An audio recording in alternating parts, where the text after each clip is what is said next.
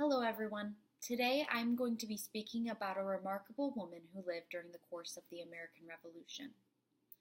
As always, commitment to objectivity and honesty is essential in any historical investigation. It's so important that we recognize the contributions and the accomplishments of women that were involved in the American Revolution. Margaret Corbin, one of those women, is who I'm going to be talking about today. In his article entitled "Amid the Demoralizing Loss of Fort Washington, Margaret Corbin Emerged as America's First Wartime Hero" in Military Magazine, Joe Lieberman explains why Margaret Corbin is so significant to American history. He does explain a little bit of her backstory. She was born in Pennsylvania and an orphan by the age of 5, and eventually went to live with her uncle. She married her husband, John Corbin, a Virginian, in 1772. Her husband eventually signed on with the 1st Company of Pennsylvania Artillery in 1775. In August of 1776, John Corbin's company responded to a call to hold Fort Washington, the highest point on Manhattan, as the British troops were there. Corbin refused to send her husband off alone to battle and was allowed to accompany his unit as a nurse. As Corbin followed the troops into battle, she would spend her time nursing wounded men.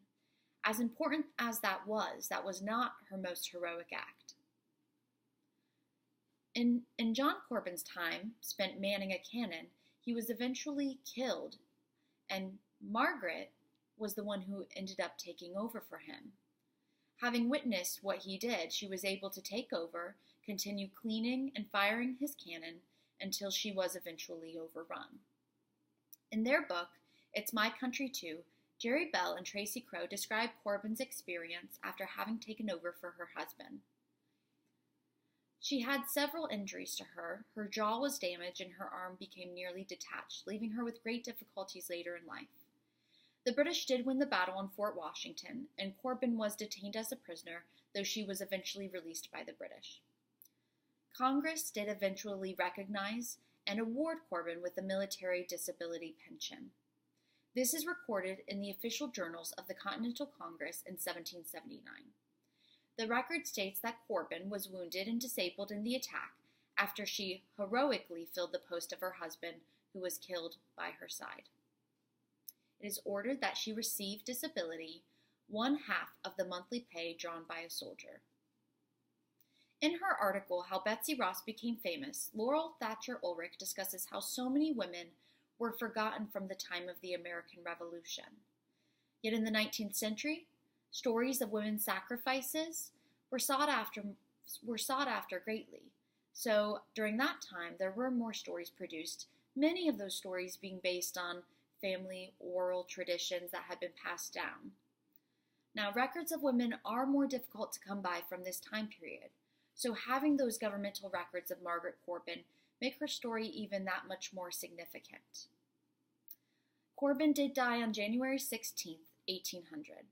She's known for being the first woman to receive a military pension from the United States. There are several memorials and commemorations for her. In Fort Tryon Park, there's a plaque in commemoration of Corbin for her bravery and her sacrifice. There is a memorial to her as well in the West Point Cemetery. Corbin's act of courage was extraordinary.